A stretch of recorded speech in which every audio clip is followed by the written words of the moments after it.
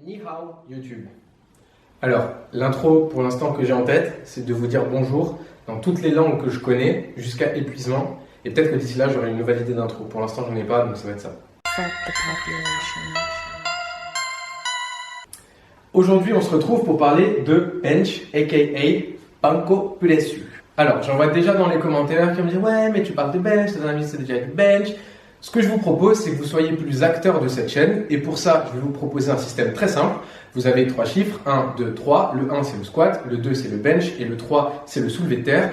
Et du coup, je vous propose de mettre le chiffre sur lequel vous voudriez voir une vidéo technique sur la prochaine vidéo qui sortira. Le chiffre qui aura le plus de votes sera donc choisi et j'aborderai un aspect de mon choix technique sur un des 3 mouvements, celui qui aura le plus de votes. C'est bon? Du coup, pour le bench, on va parler d'un aspect qui est du coup la pause. Beaucoup de personnes ne le savent pas et par contre beaucoup de personnes en parlent mais ils ne savent pas exactement ce que c'est. Ce qu'on appelle une claque au développé couché, c'est en réalité une pause et ça s'appelle une claque parce que à l'ancienne, en fait, les arbitres tapaient dans les mains et donc faisaient une claque, vu qu'ils tapaient dans les mains, pour donner l'ordre à l'athlète de repousser la barre. En compétition, vous devez stabiliser la barre sur votre poitrine, attendre l'ordre de l'arbitre et pousser. Du coup, cette claque, en fait, c'est une pause et maintenant on ne fait plus de claque. L'arbitre dit presse ou pousser, si c'est en français. C'est beaucoup moins stylé, mais voilà. Et l'aspect dont je vais parler est fortement lié à ça.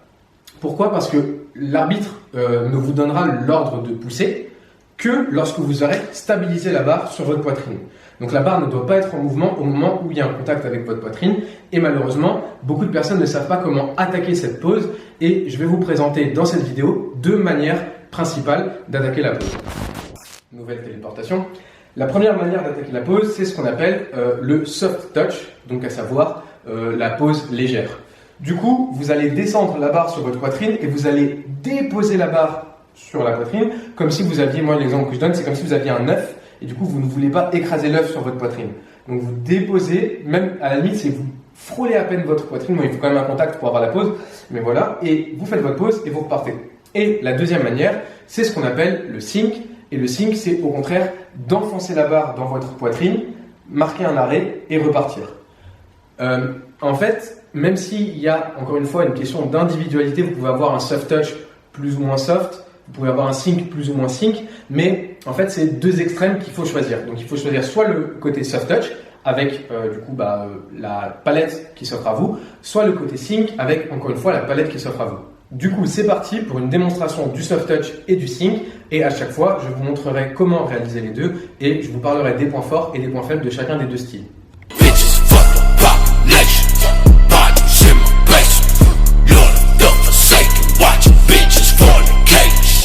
Comme vous l'avez constaté, il y a des différences notables entre le sink et le soft touch. Plutôt l'inverse, mais passons. Du coup, en général, attention encore une fois, je parle de généralité, je parle de tendance globale, je ne parle pas de toi derrière ton écran, c'est ça qu'il faut que tu fasses. Donc par rapport au soft touch, en général, ce qu'on observe, c'est que le soft touch a tendance à avoir un tempo un peu plus régulier, un peu plus lent également, et du coup, avec l'aspect dont je vous ai parlé, qui est l'aspect clé en fait de la technique, à savoir de déposer la barre sur la poitrine, même limite comme si vous touchiez à peine votre poitrine avec la barre. Ça, c'est ce qui se passe en haut du corps. En bas du corps, ce qu'on observe avec le soft touch, c'est un leg drive, donc c'est l'impulsion qu'on donne avec les pieds. Et d'ailleurs, je ne crois pas avoir fait de vidéo sur ce sujet-là, donc si c'est le bench qui gagne dans les petits votes, dans les commentaires dont je vous ai parlé, je pense faire une vidéo là-dessus. Donc votre leg drive va être plus stabilisateur, plus constant sur l'entièreté du mouvement et va être plus dur à percevoir à l'œil nu que sur un style sink. À l'opposé, pour votre sink, au contraire, ce qu'on observe, c'est un tempo général du mouvement plus rapide, avec forcément cet aspect d'enfoncer la barre dans votre poitrine. Attention, tout est une question de degré. Je ne vous recommande pas de complètement lâcher votre barre en haut du corps, mais simplement votre tempo va être un peu plus rapide dans l'exécution et un peu plus, entre guillemets, anticipé. Vous enfoncez la barre, vous marquez un temps d'arrêt, parce qu'en compétition, vous devrez marquer un temps d'arrêt même avec un sink, et après, vous repartez. Ce qu'on observe en bas du corps avec le sink, c'est au contraire un leg drive plus agressif, avec vraiment une impulsion qui est visible à l'œil nu. Attention cependant à ne pas décoller les fesses parce qu'en compétition, le fait de décoller les fesses représente une faute qui vous invalidera votre mouvement. Donc le fait d'avoir un mouvement au niveau des fesses ne veut pas dire que vos fesses décollent, mais c'est simplement une impulsion, un coup sec qui est donné, encore une fois, avec les fesses clouées au banc. ça sur YouTube. Hein. Je veux pas que les gens ils voient qu'après, si je rêve, je suis essoufflé. Ça va ternir l'image des sportifs de haut niveau. C'est quoi cette vie YouTube? Alors, j'en profite de cette petite interlude là. Tu mettras ça en interlude, tu mettras pas ça en making of. J'ai remarqué, ça veut rien dire mais je m'en fous, qu'il y a seulement 13% des gens qui regardent la vidéo qui sont abonnés. Qu'est-ce que ça veut dire? C'est-à-dire que la YouTube Money elle rentre pas. Comment on va acheter des monsters? Ah bah tu touches 0. Voilà.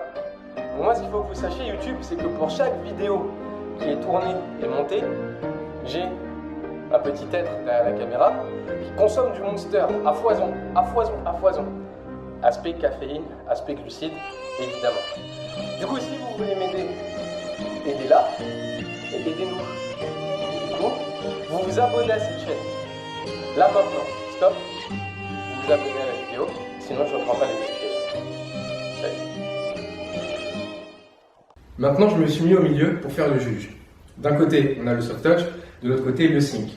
Mon conseil numéro 1 est toujours le même, testez les choses pour vous, pour être sûr en fait de ne fermer aucune porte et d'avoir exploré beaucoup de solutions avant de vous dire « Ah, je ne progresse pas sur mon bench » ou « Ah, ce mouvement n'est pas fait pour moi ». Peut-être que le soft touch n'est pas fait pour vous, mais peut-être que le sync est fait pour vous, ou à l'inverse. Maintenant, de manière globale et générale. En général, on observe que le soft touch va être utilisé plutôt par les petits athlètes, que ce soit les hommes ou les femmes, et en général, les femmes ont tendance à utiliser le soft touch dans des catégories un peu plus élevées que la moyenne des hommes. Et à l'opposé, du côté du sync, on observe plutôt les gros athlètes qui utilisent le sync parce que justement ils profitent d'avoir une plus grosse masse musculaire, une plus grosse densité osseuse également, vu qu'ils sont en général plus lourds, donc ils ont des circonférences au niveau des os, au niveau des poignets, au niveau du torse, au niveau de plein d'aspects, en général plus denses, plus musclés que les plus petits athlètes. Et donc du coup c'est eux en général qui utilisent le sync. Du point de vue du gain musculaire, honnêtement je ne recommande pas forcément un style par rapport à l'autre. C'est plutôt l'objectif est de maximiser votre style sur le mouvement afin de pouvoir mettre plus lourd et de faire plus de reps, plus de séries avec plus de poids. Parce qu'au final, c'est ça qui va être le facteur principal de l'hypertrophie musculaire ou alors de la prise de force, si jamais c'est plutôt de la prise de force qui vous intéresse. Du coup, de ce fait, en général, si vous êtes plutôt dans une petite catégorie, je vous conseillerais d'abord de tester le soft touch avant de vous orienter vers le sync. Et si au contraire vous êtes plutôt un gros athlète, par exemple qui a du mal à bien tenir sur le banc puisque le banc a une taille standard, et encore plus les bancs dans des salles commerciales comme Fitness Park, Basic Fit, qui sont vraiment souvent des petits bancs. Et du coup, si vous êtes un gros gaillard ou une grosse gaillarde, du coup vos épaules vont avoir du mal à rentrer dans le banc. Ça va être compliqué de compacter votre taille, votre poids, votre masse sur une petite circonférence. Du coup, à ce moment-là, le sync va être entre guillemets un peu plus musculaire comme mouvement, va être un peu plus agressif au niveau de la production de force, de l'explosivité. Et du coup, à ce moment-là, c'est plutôt sur ce style-là que je vous conseillerais de vous diriger. Mon dernier conseil est vraiment de choisir un des deux styles. Alors, soit vous pouvez entraîner les deux styles en même temps, avoir un jour en soft touch et un jour en sync pour, on va dire, faire des petits tests. Je ne vous conseille pas d'opter pour cette option dans le développement d'un programme, parce que en fait, les deux styles vont demander une dynamique et une mécanique de mouvement assez différentes. Et du coup, le fait d'entraîner les deux en même temps pourra éventuellement en fait, parasiter le résultat. Je vous conseillerais, si vous voulez faire le test, de le faire sur 2 semaines, pas plus. Prendre le style sur lequel vous vous sentez le plus à l'aise et commencer à l'entraîner pour développer des mécanismes intéressants du point de vue des positions, du point de vue de la production de force, du point de vue de l'orientation générale de votre mouvement, etc. etc. Et encore une fois, l'objectif numéro 1, c'est de trouver le style qui vous convient à vous par rapport à vos points forts, vos points faibles, vos lacunes et les aspects sur lesquels vous êtes assez à l'aise. Aucun des deux styles n'a réellement de gros avantages par rapport à l'autre d'un point de vue purement objectif. C'est au contraire les points forts du mouvement et les points faibles du mouvement comparés à vos propres points forts et vos propres points faibles. Et c'est une espèce de petit calcul que vous devez faire vis-à-vis de ça. Et encore une fois, l'objectif est toujours le même, être dans une meilleure position, avoir de la régularité technique pour pouvoir ensuite maximiser le poids que vous pouvez soulever avec le nombre de répétitions et le nombre de séries qui vont avec. Bébé. Cette vidéo est maintenant terminée. Comme d'habitude, vous connaissez la chanson. Si vous voulez me soutenir et m'encourager à faire d'autres vidéos, à produire plus de contenu de manière plus régulière, ce qui demande forcément du temps, n'hésitez pas à le faire en vous abonnant, en likant, en mettant un petit commentaire pour lâcher un petit coup de pouce, ça fait toujours plaisir. Forcément, si vous voulez me soutenir également, vous devriez le savoir, mais dans la description, j'ai 2 sponsors entre guillemets. Donc j'ai Silent Worker, qui est une marque de t-shirt, et Silent Worker, pour ceux qui parlent anglais comme des ch'tis, et là je viens de me mettre tous les ch'tis à dos, c'est pas grave. Ça veut dire travailleur silencieux et c'est un peu mon credo, pas que le mien, mais c'est un peu un credo auquel je crois très très fort. Voilà, donc gros bisous et shout out à Silent Worker et n'hésitez pas à acheter dans la description, il y aura un lien. Et forcément, mon deuxième petit sponsor, c'est Utopia de nouveau, qui est le pré-workout que j'utilise. Pour ceux que ça intéresse, vous avez un code ThePanache que vous pouvez utiliser sur le site dans la description. Voilà, je vous fais des gros bisous. J'attends vos avis dans les commentaires pour la prochaine vidéo. Et comme ça, je vous donnerai encore plus de conseils pour devenir encore plus fort, encore plus balèze et pouvoir soit pécho. Alors si vous êtes une meuf, vous allez pécho des gars. Si vous êtes un gars, vous allez pécho des meufs. Soit juste devenir plus fort pour être tout seul chez vous le soir en postant sur Instagram vos PR. C'est un peu moins joyeux, mais c'est cool quand même. Bisous!